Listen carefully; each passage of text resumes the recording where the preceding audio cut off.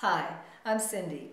I'd like to read to you from the Holy Bible, the New International Version, from Luke chapter 8.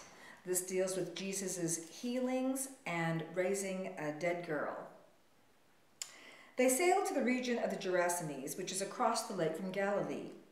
When Jesus stepped ashore, he was met by a demon-possessed man from the town.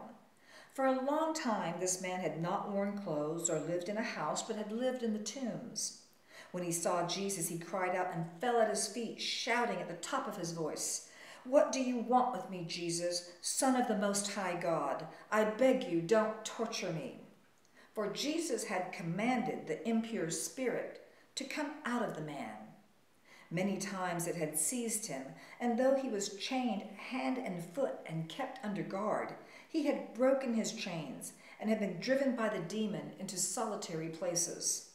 Jesus asked him, "What is your name?"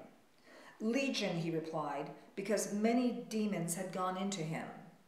And they begged Jesus repeatedly not to order them to go into the abyss.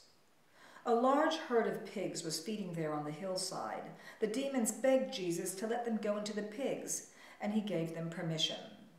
When the demons came out of the man, they went into the pigs, and the herd rushed down the steep bank into the lake and was drowned. When those tending the pigs saw what had happened, they ran off and reported this in the town and countryside, and the people went out to see what had happened. When they came to Jesus, they found the man from whom the demons had gone out sitting at Jesus' feet, dressed and in his right mind, and they were afraid. Those who had seen it told the people how the demon-possessed man had been cured. Then all the people of the region of the Gerasenes asked Jesus to leave them because they were overcome with fear. So he got into the boat and left. The man from whom the demons had gone out begged to go with him, but Jesus sent him away, saying, "Return home and tell how much God has done for you." So the man went away and told all over town how much Jesus had done for him. Now when Jesus returned, a crowd welcomed him, for they were all expecting him. Then a man named Jairus, a synagogue leader, came and fell at Jesus' feet, pleading with him to come to his house because his only daughter, a girl of about 12, was dying. As Jesus was on his way, the crowds almost crushed him. And a woman was there who had been subject to bleeding for 12 years, but no one could heal her.